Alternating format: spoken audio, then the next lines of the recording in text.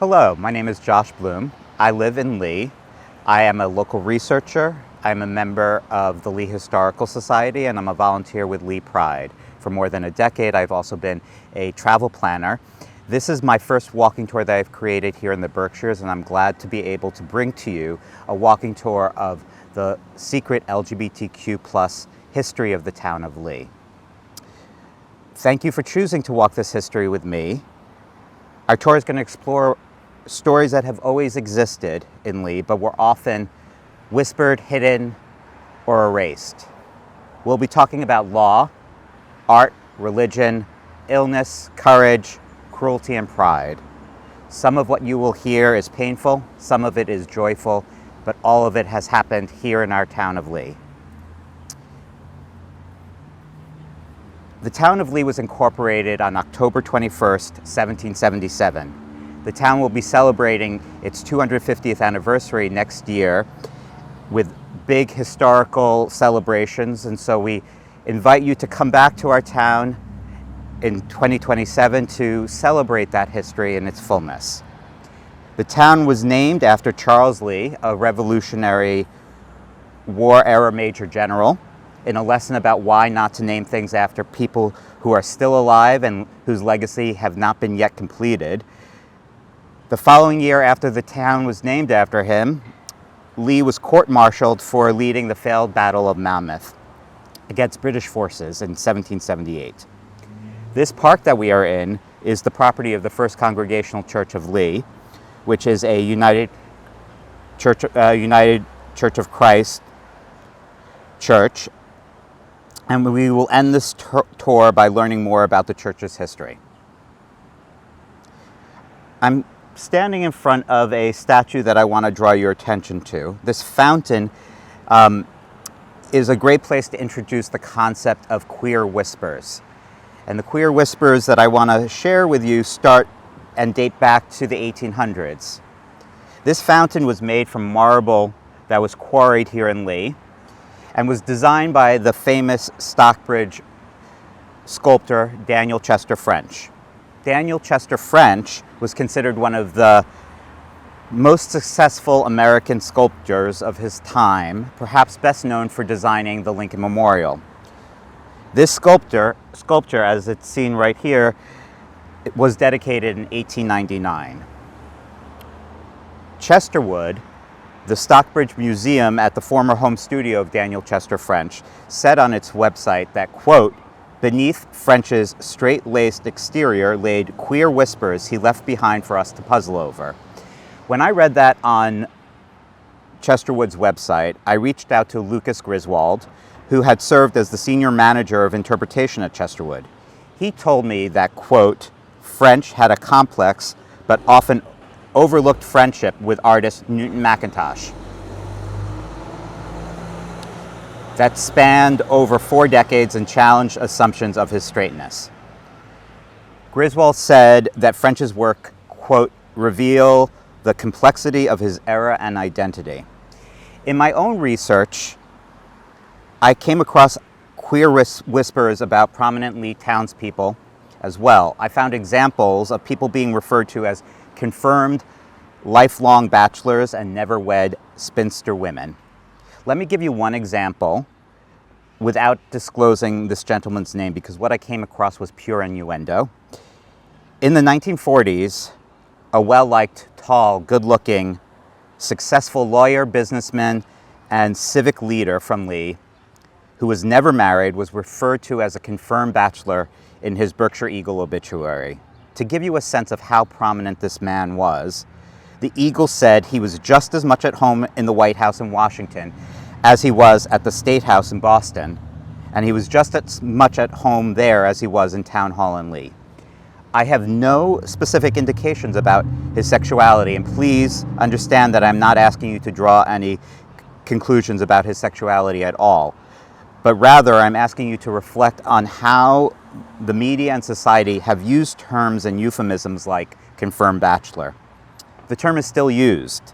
I certainly can recall media reports from the last decade that refer to Senator Lindsey Graham, Governor Charlie Crist, and other men as confirmed bachelors as a wink, wink, nod, nod about their sexuality. Behind me is Lee Memorial Hall, which houses the former Massachusetts District Court of Lee. It's a fitting spot to talk about the history of the criminalization of homosexuality and the prosecution of men who had sex with men. For centuries, in Massachusetts, homosexuality has been a crime. The first European settlers at the Plymouth Colony in 1636 wrote up a list of capital offenses liable for death that included treason, witchcraft, arson, rape, murder, bestiality, adultery, and sodomy. In 1641, just 5 years later, the Massachusetts Bay Colony established 12 capital offenses, including sodomy, all referencing Old Testament verses. The sodomy law said, quote, "If a man lieth with mankind as he lieth with a woman, both of them have committed an abomination. They both shall surely be put to death." Leviticus 20:13. After independence, the Massachusetts Constitution of 1780 included a provision making sodomy a crime based on the 1533 Buggery Act from the United Kingdom. 25 years later, in 1805, the death penalty for sodomy was removed, with the punishment changing to 1 year of solitary confinement and 10 years of hard labor. The Massachusetts law was revised once more in 1835 to eliminate the solitary confinement as punishment, but the sentence for incarceration was increased to 20 years of hard labor. In 1887, the Massachusetts legislature enacted a law which prohibited unnatural and lascivious acts aimed at oral sex, and the first prosecution under this law was in 1894.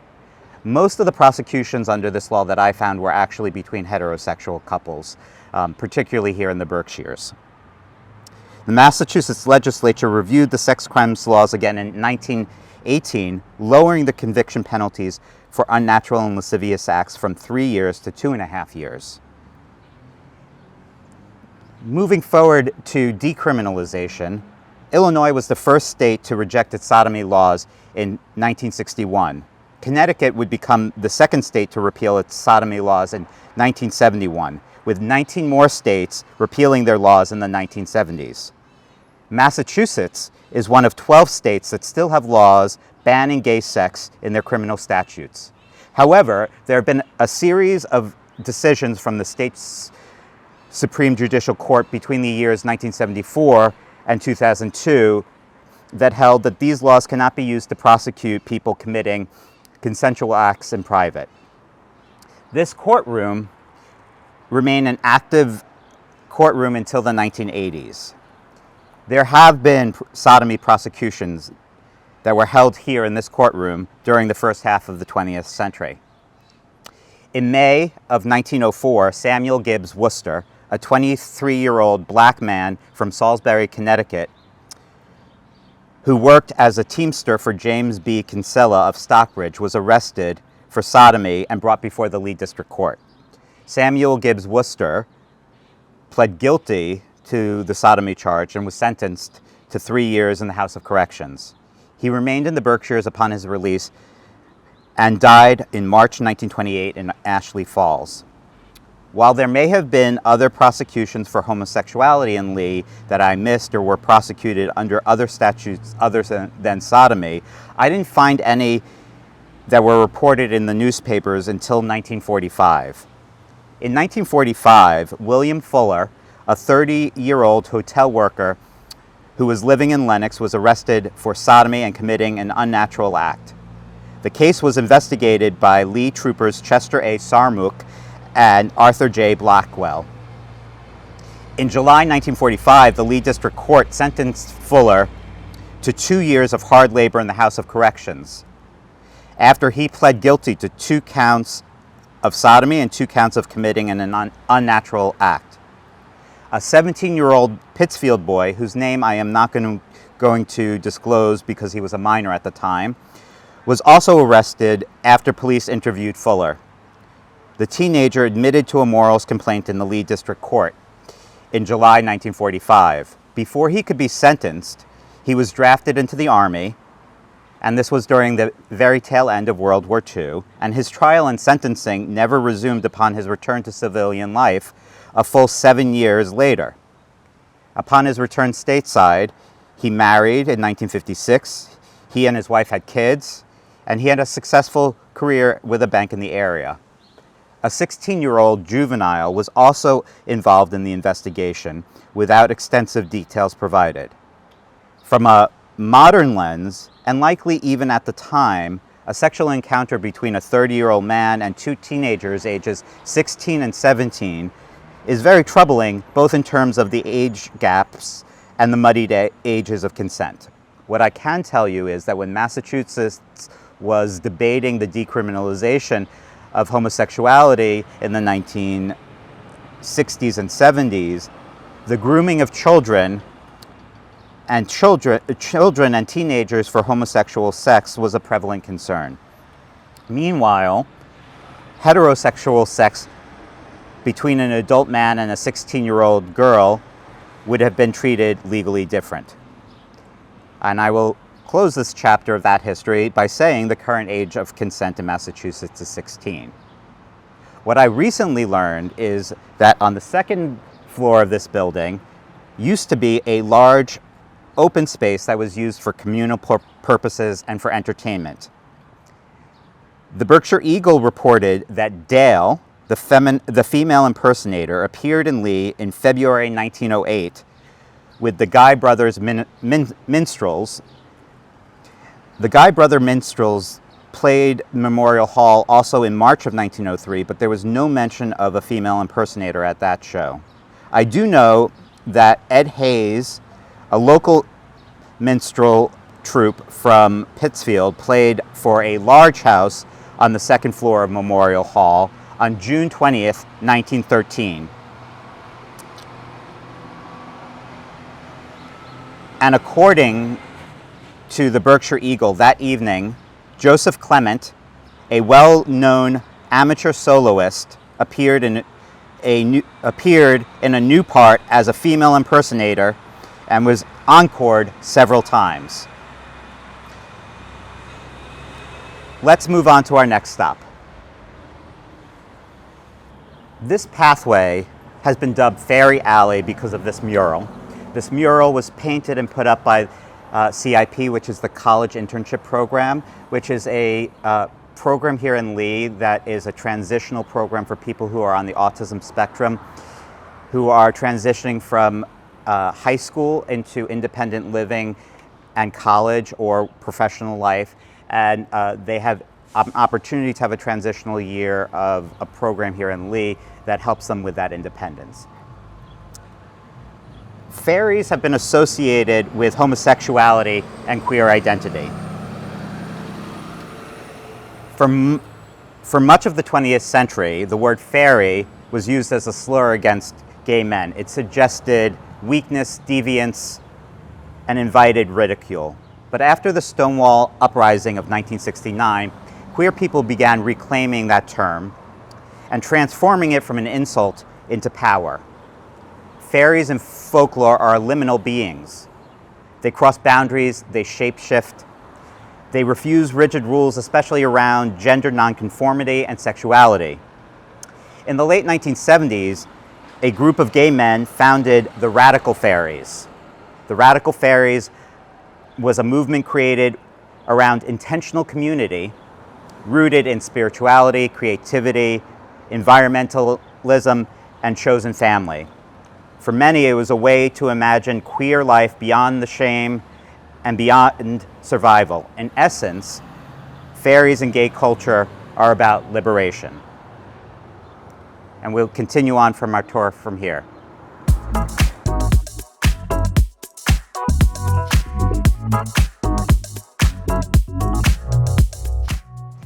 We're standing in front of Starving Artist Cafe, and We're stopped here because this is one of the businesses in Lee that has been a big supporter of the LGBTQ plus community and a major supporter of Lee Pride, which is a project of Berkshire Pride. Lee Pride started in 2025 with an annual festival, day-long festival, and had its second festival this past year in 2026, of June 2026. Both last year and this year, Starving Artist hosted drag performances in the evening, both family-friendly ones and ones for adults only.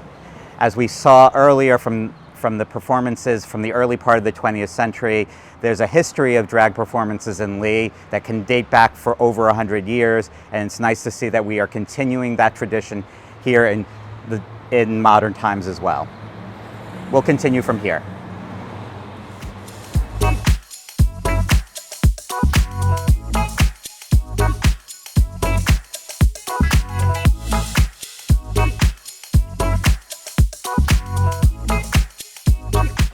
For the last year, I've been researching the history of the relationship between Jacob's Pillow and the town of Lee.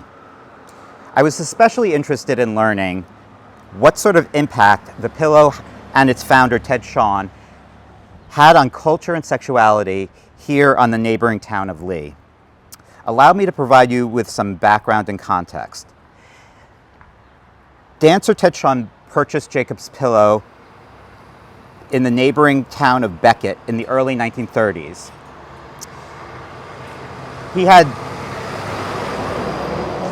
He aspired to create a dance retreat center there. While Ted Shawn was open with his wife, Ruth St. Denis, about his attraction to men before they were married in 1914 and before they formed their very famous Denis-Shawn dance troupe together in 1915, they ultimately split as a couple by 1931, when they both became interested in the same man.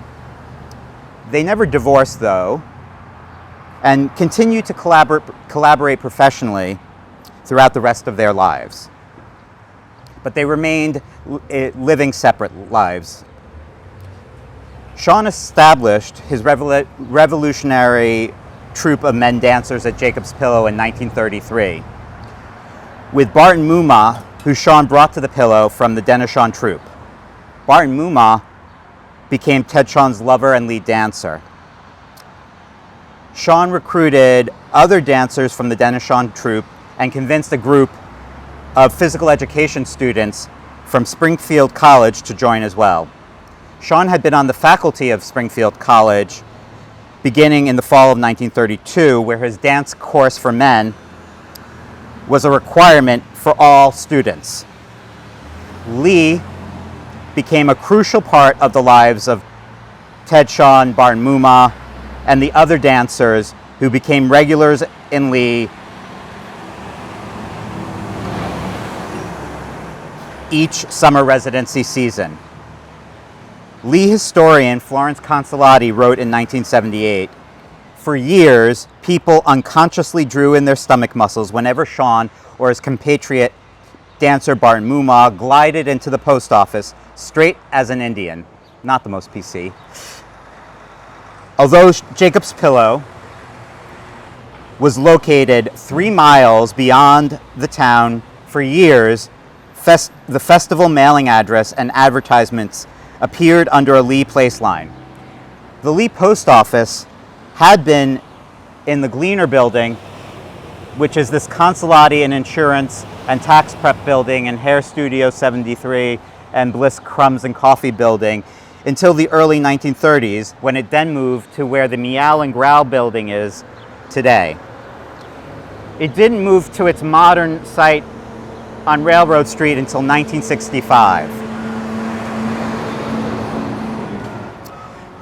Florence Consolati wrote about Ted Shawn, quote, that he adopted Lee and Lee liked the arrangement. While Shawn and his lead dancer Barton Muma were lovers and some of the other male dancers were gay or bisexual, most of the other men dancers were not gay, in fact. I want to draw your attention, though, to a quote from that time period from Barton Muma, who said, I should emphasize that homosexuality in the United States in that era was an unmentionable subject. But Bart Muma also suggested that their homosexual relationships with Ted Shawn was perhaps an open secret. He said, quote, "We weren't frank with the sexual situation. Certain things we knew and certain people, certain ones we knew. But we went on without any outward semblance of having any of this show in our outside contacts. And of course, Shawn and I were very close. I was just one of the company to Ted when we were with people. You can imagine the tightrope we walked through that whole period." Bart Muma also said, I was always thankful to the newspaper people. And of course, they knew everything, but no one ever went near us as a twosome. And I thank the gods that be, and they must have had great appreciation for Shawn to be able to overlook what was common knowledge, not really common knowledge, but among people who were in that know. And behind us in the Gleaner building, which I pointed out before, was not only where the post office was, but where the Berkshire Gleaner, a weekly newspaper that was published out of that storefront, was published on a weekly basis here in Lee. And Shawn cared about audience perceptions about him and his male dancer's sexuality. That led him to overcompensate in how he tried to present the masculinity and sexuality of his dancers.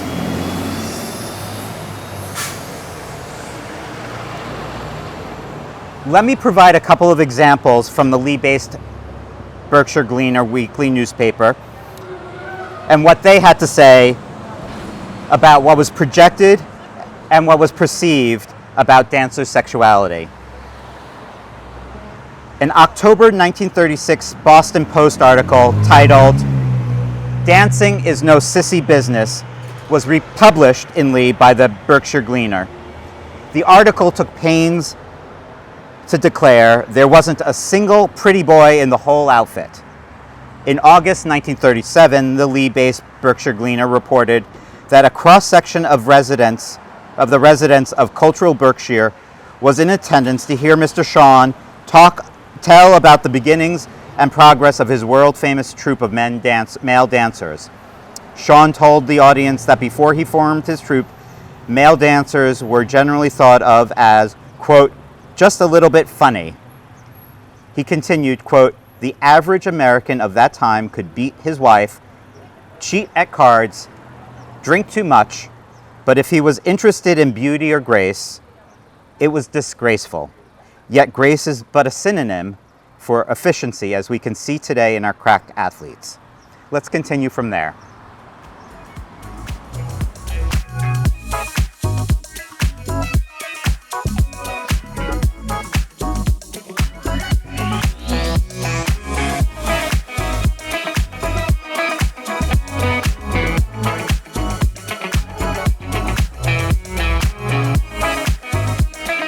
I want to draw your attention to the wall over here with a special focus on Jacob's Pillow's influence on culture and sexuality. For Ted Shawn and his band dancers, they tread a delicate balance between life in the closet, vocally disavowing the notion that male dancers were sissies, while at the same time establishing a liberated sanctuary in the woods where male dancers found intimacy with other men. Their craft was celebrating the male body form, and male nudity was aplenty around campus. Homoeroticism wasn't even a foreign idea either. It wasn't so subtle. There was a tradition that over lunch of sunbathing in the nude, while Ted Shawn would give lectures and readings from great works of art, of fiction and nonfiction alike. The decades-long pillow photographer John Lindquist did many provocative male nude photo shoots at Jacob's Pillow, particularly on the Pillow Rock. And all of those photos are available through the Harvard University archives and can be accessed for free. If you do a little bit of digging, you can find all of these pictures of male dancers nude at Jacob's Pillow. In the subtext of many of the correspondences that I found in Jacob's Pillow's archives that were between Ted Shawn and both friends, business associates, and acquaintances here in Lee, it was obvious to me that many people either knew or had suspicions about Ted Shawn's relationships with either Barton Moomaw or later John Christian. And none of those people seemed to make much hay about it in terms of the context that I found of those letters. Just after World War II, the Indiana sexologist, the Indiana University sexologist Alfred Kinsey got in touch with Ted Shawn with an interest in studying the sexual elements in dance.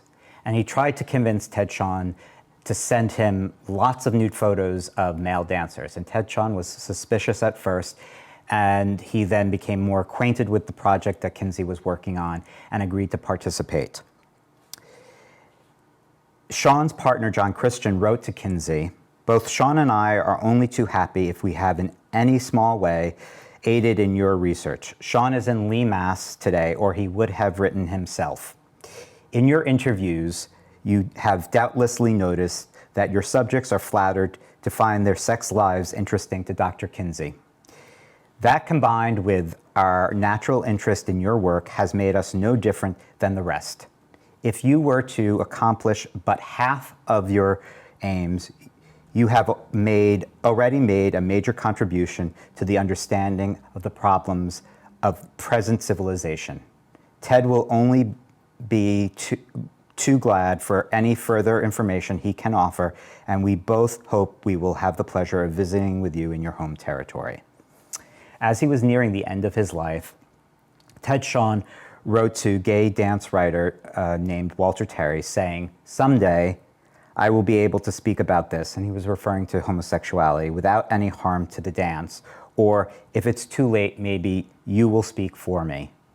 Well, Ted Shawn never really did have the opportunity to write that himself, and so when he died, Walter Terry wrote his biography, and that came out in 1976. And Walter Terry wrote that Shawn felt that condemning of homosexuality was immoral, and that the punishment of a homosexual should be illegal.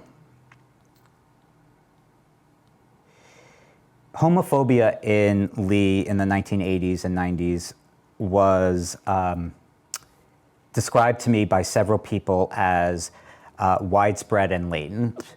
I want to introduce you to a individual that's pictured here on the wall down there. His name is Peter Chienga. He was a young gay man who grew up in Stockbridge and went to Monument Mountain High School. After he graduated, his family moved to Lee, and he set off to New York City, where he became a bartender at a gay bar, just as the first cluster of gay men were beginning to die. Peter was interviewed for a nationally syndicated newspaper article in which he self-admittedly said that he lived an extremely promiscuous lifestyle. But by 1983, as AIDS was ravaging his circles, it led him to dramatically reduce his sexual activity. But it was too late for Peter because so many people like him and his peers were already HIV positive. Peter's niece, Keelan Hodgkins DeMario, shared with me the following testimonial. "My uncle Peter, who lived from 1953 to 1985, passed from AIDS when I was little, and I have no memory of him. Only the stories told to me of us together. We've come so far since the days when Peter bravely came out as a gay man. In the early 1980s, Uncle Peter returned to his parents' home in Lee from his Christopher Street apartment in New York City.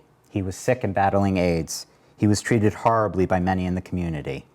The local radio station made it public that someone in the area was being treated for AIDS, and in a small area like the Berkshires, it didn't take long for people to figure out who that person was, and my grandparents would receive phone calls that their faggot son got what he deserved.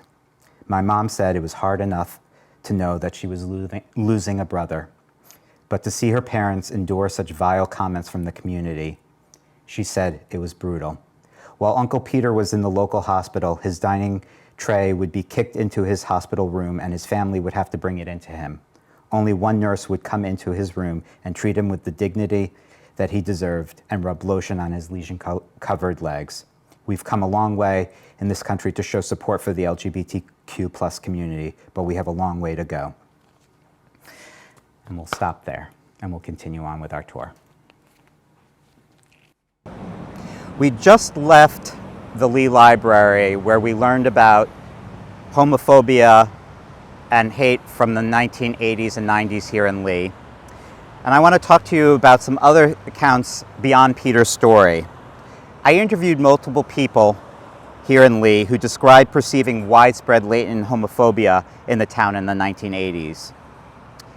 Lee resident Judy Nardacki was one of the most outspoken critics about anti-gay hate in Lee and the broader Berkshires. In 1987, she responded to the Berkshire Eagle printing an overtly homophobic advertisement from Citizens for a Safe Society.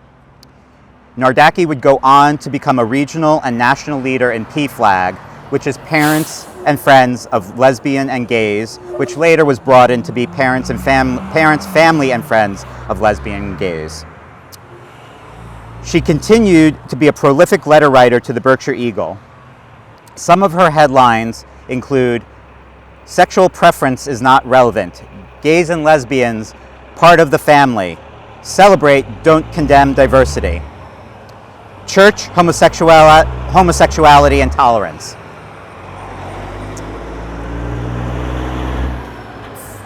"Fighting Helms Amendment's bias," "Anti-homosexual policy based on reader myth,"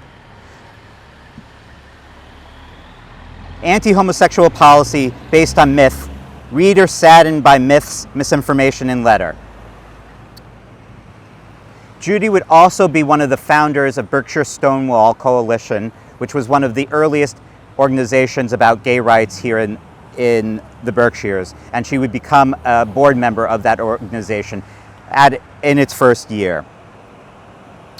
Back in 1992, there were 37 reported AIDS cases in Berkshire County, which led to 16 deaths by that point, including the death of 4 people from Lee. Over here, I'll point out that is currently the Spectrum Theater, which is affiliated with the CIP program, the College Internship Program now. It is their art space, but it is the former St. George Episcopal Church. Back in 1992, the pastor of this church, Dennis Ford, said, "The community should not block access to anything that would help prevent the spread of AIDS, and we need to teach abstinence where it is appropriate."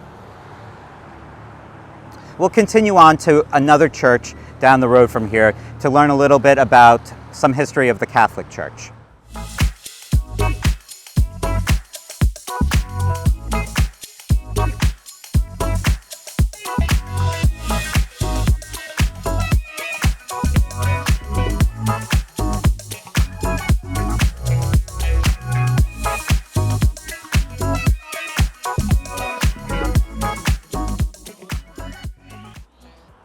This Roman Catholic church was built in 1856. We're stopping here for me to be able to tell you about James Graham, who grew up in this church. James Graham was born in Lee in 1956 to Nicholas and Teresa Graham. In 1974, while still a high school senior, he won a seat on the Lee Town School Committee, becoming the youngest elected official in the Commonwealth of Massachusetts. He was ordained as a Catholic priest on May 11, 1985 in Springfield, and then served as an assistant pastor in Springfield and Hadley. In 1989, after moving diocese to Connecticut, Father Graham asked the Archbishop of Hartford for help starting the Office of AIDS Ministry, which the two founded in Waterbury, Connecticut. The St. Martin and James Respite in Waterbury, Connecticut was officially opened in the summer of 1989. Father Graham said, quote, "The AIDS crisis really is a challenge. There have been few challenges as comprehensive as this one in human history, and it is precisely through such crises that we redefine our mission. Only the Church has the resources to effectively deal with the crisis. Now, I would argue that governments had and have those resources too, but I get his point. Father Graham wanted the respite to be a space for those who had AIDS and had nowhere else to go. It ended up turning into so much more than that. And he was able to help so many people as they battled AIDS. The space was a hospice center, a clinic for people who could get tested for HIV and receive treatment. It had independent apartments for those who would have otherwise been homeless without the service, and a communal dining hall.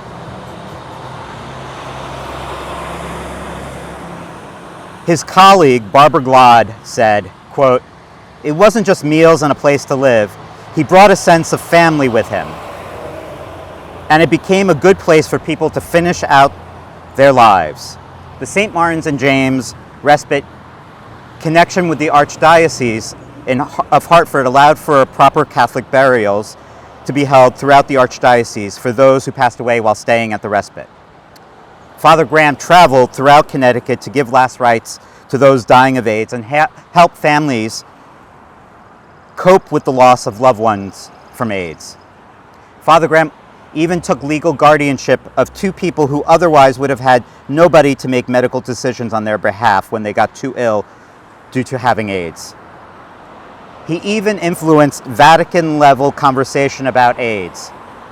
Father Graham was recognized for his vanguard work by being invited to attend the first ever Vatican conference on the AIDS epidemic. This was the first opportunity that the Catholic Church had to come together to talk about the AIDS epidemic. This is an account from Joe DeLeo, a colleague of Father Graham. Quote, "I once worked with Father Graham, a Catholic priest in Waterbury, Connecticut, who had established a hospice for people with AIDS and a semi-independent living facility for homeless people with HIV. One of his first clients was a very tall 40-ish-year-old woman named Nancy. In her younger years, she had been an executive secretary, but somewhere in her life, she got sick with HIV and ended up on the streets. She lived at the hospice for 2 years, but died in February 1991. We couldn't find a funeral home that would take her. Finally, after many calls, an undertaker with a small funeral parlor agreed to pick up her body from the hospital and prepare it for burial. I often wondered what he meant by that, because after he picked Nancy up, he put her in his garage and called us. He said he wouldn't be embalming her or anything, that she was in a body bag and would remain in it because of his uncertainty about handling HIV and AIDS. Wouldn't allow him to do anything more with her except arrange for her burial, to put her in a coffin and drive her to the funeral and cemetery.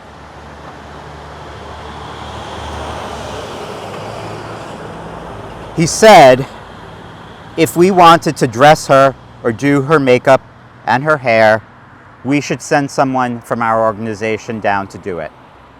So we washed her body, we perfumed her favorite black turtleneck sweater dress, brushed out her long black hair, put her makeup and lipstick on, tried to make her look as much at peace as we hoped she finally was.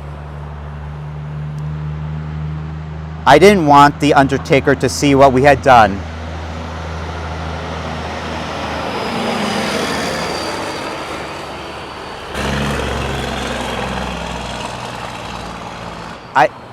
I didn't want the undertaker to see what we had done for Nancy. He didn't deserve to see.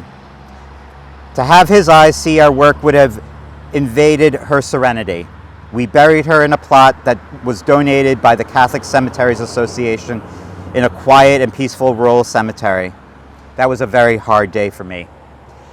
I can't even count the number of friends I lost through those years, but Nancy's death and the deaths of the other 25 or so men and women who stayed at the hospice with us affected me the most. They were homeless. many of them abandoned by their families, but they were able to spend the last days of their lives with a roof over their heads, a warm bed to sleep in, food in their bellies, caring health professionals to nurse them, friendship from us, and prayers for their souls. Try as I might, I don't know that I will ever forgive that undertaker. Really, he is just a symbolic representative of the ignorant fear that we had to deal with then and still to some degree deal with today. The younger generation needs to know and remember what happened then. Sadly,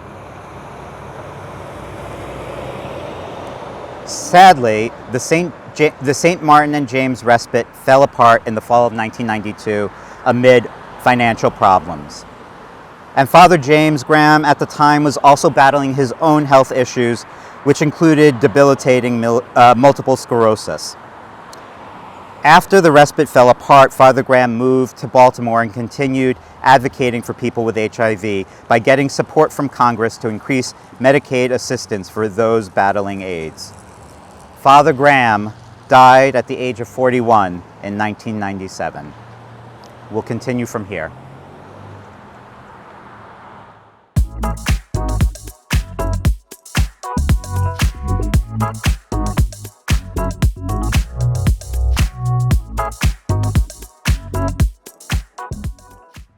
In 1991, the Massachusetts Board of Education issued policy guidelines recommending that local school boards consider making condoms available in secondary schools as part of HIV and AIDS prevention efforts, and that such programs should include parent information and community discussions before the adoption of such policies. This statewide recommendation spurred heated conversations in many school districts across Massachusetts and here in the Berkshires in 1992 and 1993 about condoms in schools, including debate about parental involvement, HIV prevention, and teen pregnancy risk. In early 1992, the Student Advisory Council at Lee High School urged the Lee School Board to make free condoms available at Lee High School to reduce the students' risk of contracting HIV and other STDs. The school board took up a thorough discussion and debate about the pros and cons of the student proposal.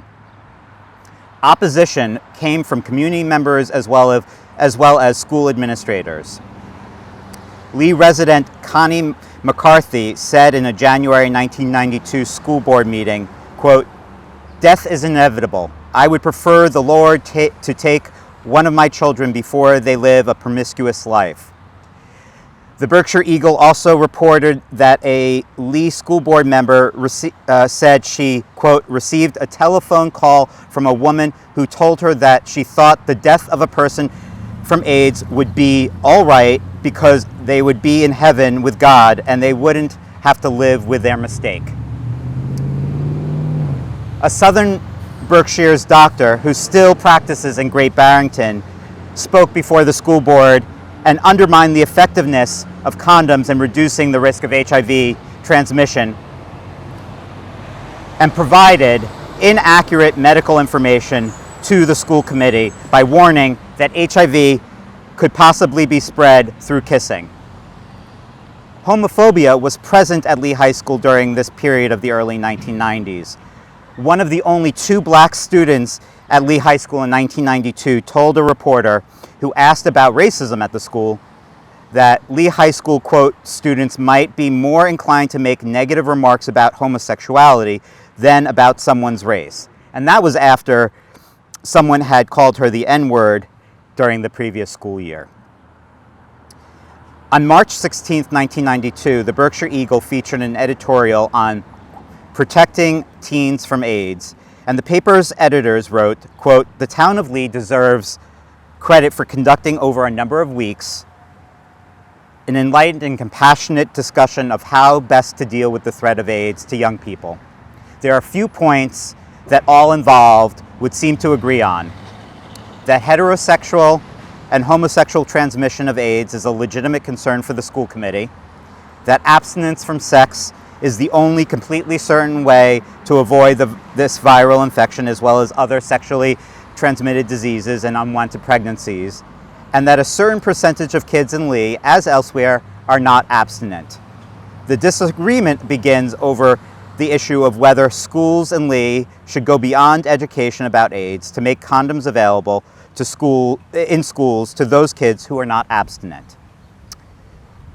As it happens, a Lee High School athletic coach did a little research and discovered that there were 21 places, from drugstores to restaurants in Lee, where condoms already were available.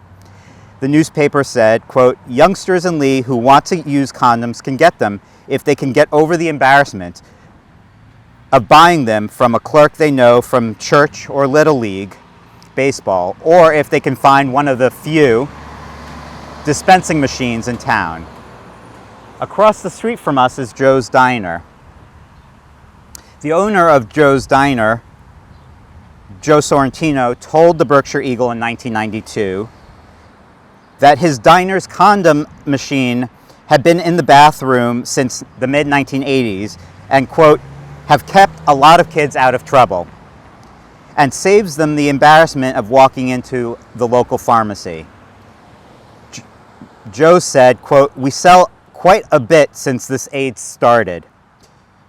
The men's room machine at Joe's had an 80 condom capacity, and the women's room condom machine, a later introduction, had a 40 condom capacity. Joe's son Frank said that he fills the machines about every 3 weeks, but it's busier in the summer.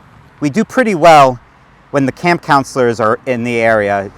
Joe Sorrentino said that after Magic Johnson came out as HIV positive, quote, "we couldn't fill them up fast enough."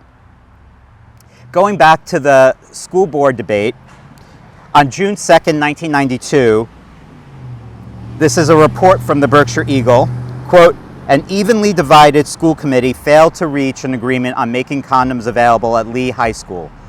The vote was 3-3 on a motion framed around a recommendation from the superintendent of schools that the committee refrain from distributing condoms or otherwise making them available. However, the superintendent also urged for the establishment and funding of a school-based health clinic and for a sharper focus on the prevention and spread of sexually transmitted diseases, particularly AIDS. Well, that led to Lee High School introducing an in-school health clinic in 1993 with condoms being available to students in a proactive attempt to address the transmission of HIV. Dr. Robert Westbizer, the Lee High School health clinic provider, told the Berkshire Eagle, quote, "It's pretty interesting for a small conservative town." Moving ahead a couple years at Lee High School, in 1995, Lee High School did their first Gay-Straight Alliance Club back in 1995. The club is now known as the Gender and Sexuality Alliance and is one of the few active GSA groups in the southern Berkshire area of the county. We'll continue from here.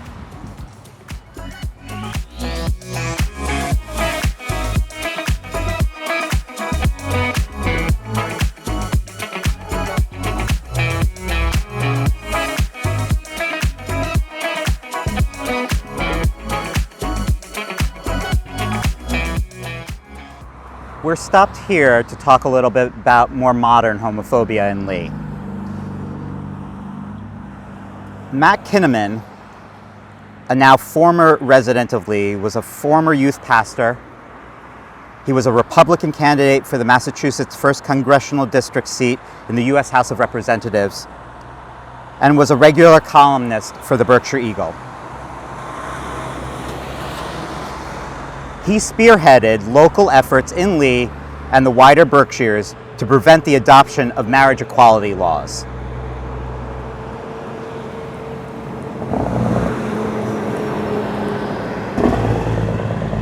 Marriage equality became legal in Massachusetts on May 17, 2004, the first state to recognize that right. The Supreme Court affirmed marriage equality nationally on June 26, 2015. Matt Kinnaman had the perspective that was best reflected in his July 18th, 2008 Berkshire Eagle column, which said, quote, "Marriage is the oldest and most vital social institution in human history, and the most critical to the nurture of children. Its implied and logical definition necessitates that it be comprised of only one man and one woman. By redefining this institution without regard to the gender of its participants, Massachusetts has embarked on a radical social experiment. Using our established system of laws, our historic shared cultural agreements, and the future prospect of our children as its risk capital." The first couple to apply for a same-sex marriage license in Lee was Joyce Bacharach and Eileen Jacobs. They got married in Stockbridge, though, on May 30th, 2004. The first same-sex couple to legally get married in the town of Lee proper was Kenny Frizzle and Lance Reynolds of Lee, and they got married on February 24th, 2005. Behind me is the Lee Central Fire Station and the Emergency Medical Service building where the town's ambulance bay is. We stopped here for a couple of reasons to talk about violence against the LGBTQ plus community. Each fall since 2020, the Elizabeth Friedman Center hosts marches through 6 Berkshire towns to raise awareness and support for ending domestic, dating, and sexual violence. Berkshire Pride has been an integral partner present in each year of those marches, especially to broaden the scope to hate-based and identity-based violence. An example of why that is so important comes from, comes from a 2024 police report from the Lee Police Department, which said, quote, "First responder X," and I'm blanking out the names, and first responder Y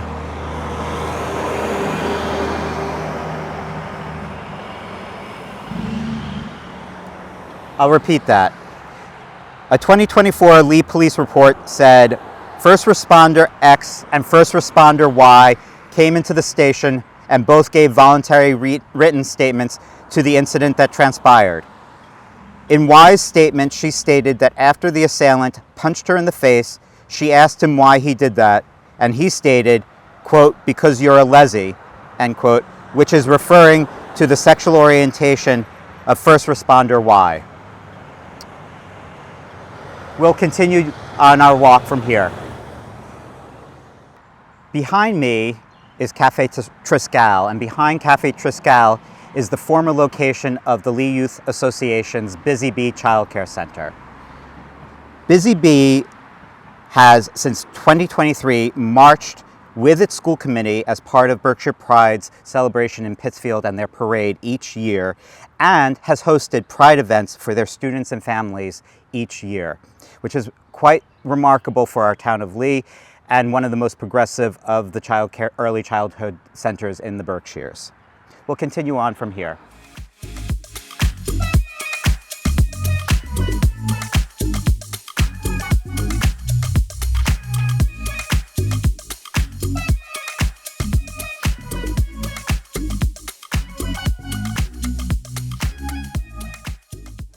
"2024 was a year of note of being a year in which there were many incidents of hate that occurred in the town of Lee.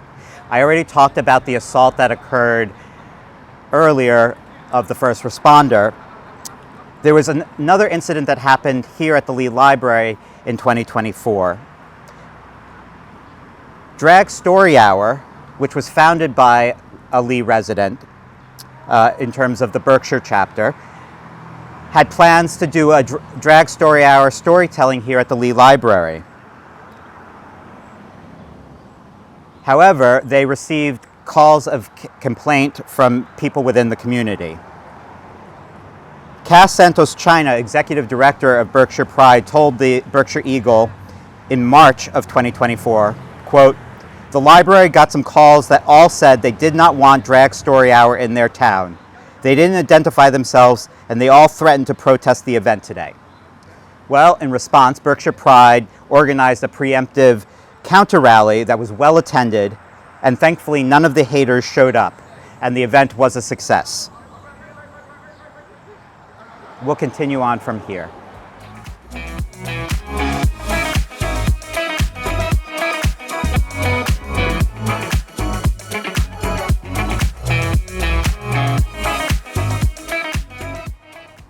I already talked about a couple of different incidents of hate in 2024 in the town of Lee.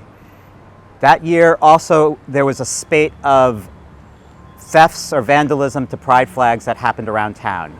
Several times that happened here at Finders Keepers, where this flag was either removed, stolen, or vandalized.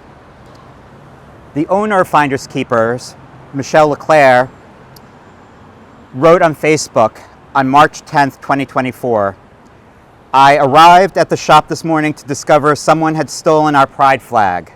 To say I'm disappointed and sad would be an understatement.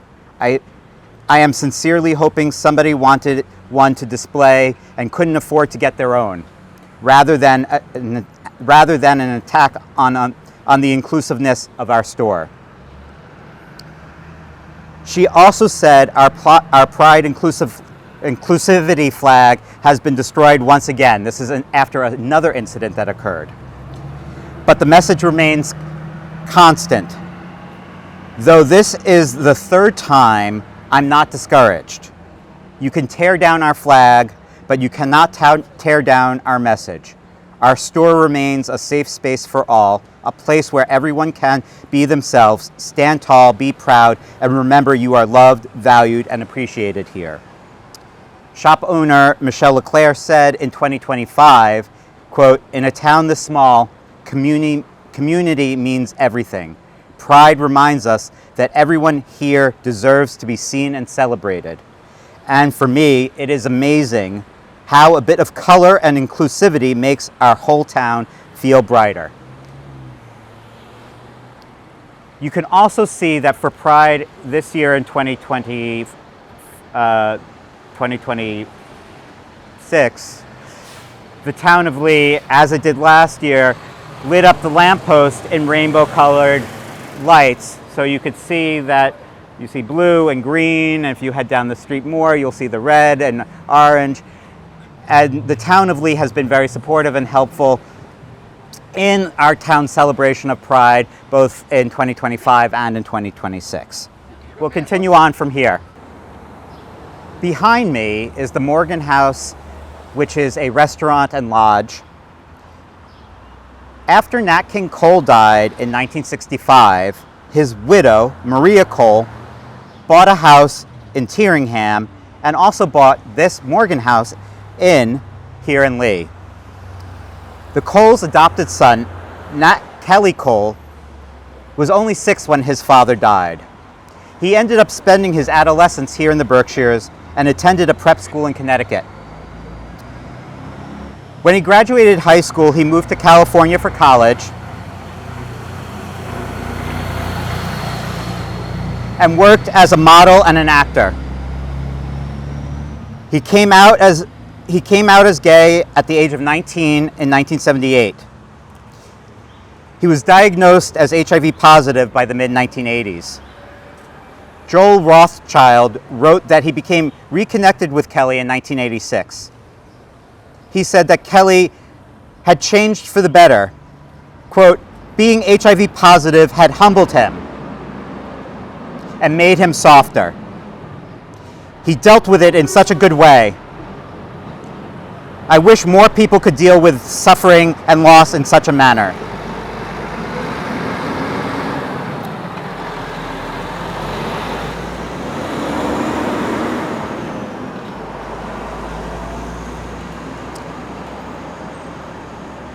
I wish more people could deal with suffering and loss in such a manner. He was more open and compassionate.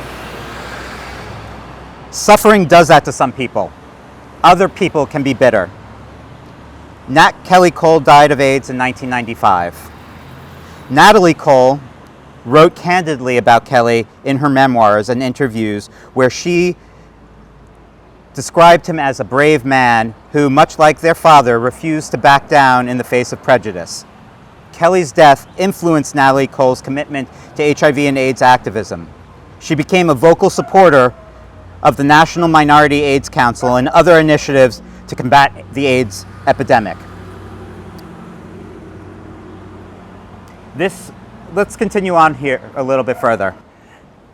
This is the spot of another 2024 incident of hate in the town of Lee. I was driving by in July that year and saw a pro-Trump MAGA rally that occurred right here, with protesters carrying anti-LGBTQ plus signs and pro-hate signs. Out of these multiple incidents of hate from 2024 came the impetus for creating Lee Pride. And the first festival of Lee Pride took place that following year in 2025. At Lee Pride in 2025, religious agitators infiltrated an interfaith pride breakfast and harassed festival goers. At Lee Pride in June 2026, Catholic protesters affiliated with the homophobic and transphobic hate organization Americans Need Fatima carried out an anti-LGBTQ protest here right in front of Zabians and in front of this parking lot area by Zabians. One of the protesters carried a sign with a flag of the Catholic Church labeled "Banner for Heaven" and a pride flag labeled with "Banner for Hell."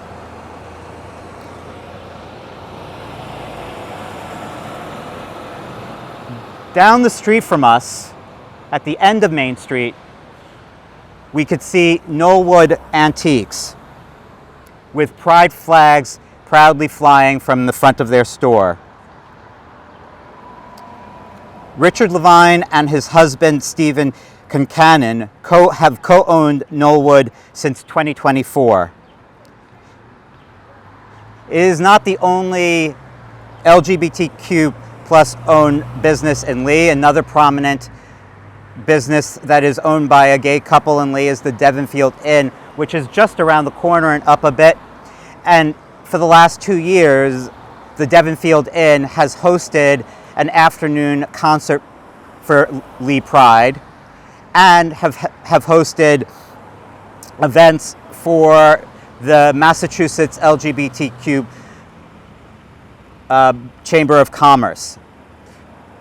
We're going to continue on from here.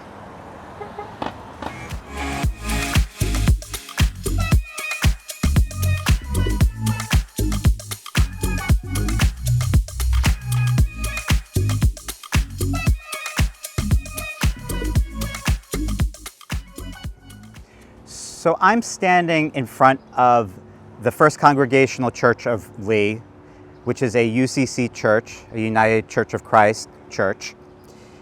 And it has a 195-foot steeple, which is the tallest timber-framed steeple in all of New England. The cornerstone, which you could see over here, was laid in 1857 after the original church that was on this site was destroyed in a fire. The church is on the National Register of Historic Places.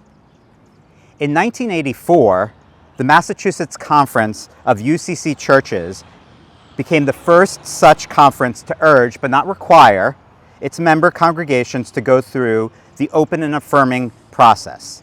The open and affirming process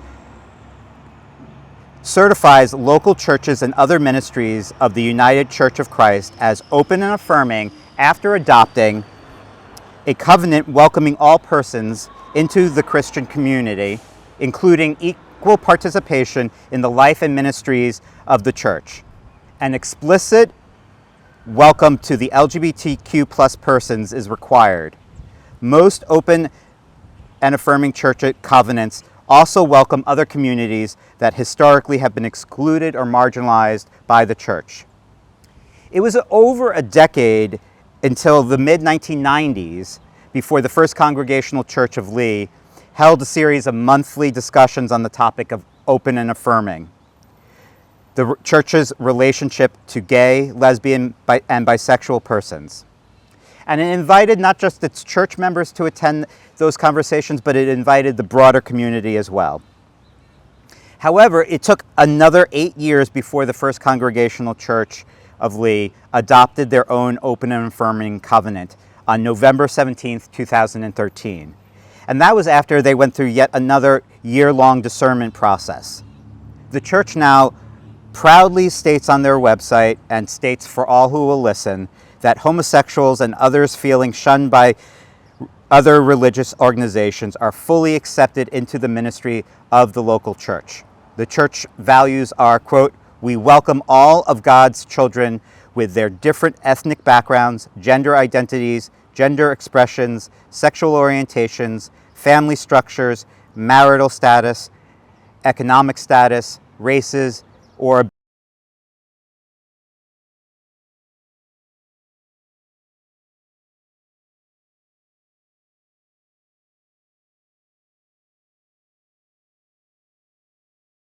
and discriminatory policies stated in plain language on their websites for all to read and to all feel unwelcome." I want to thank you for staying with me throughout this tour and for learning all of Lee's secret LGBTQ plus history. And now hopefully it is not so much of a secret.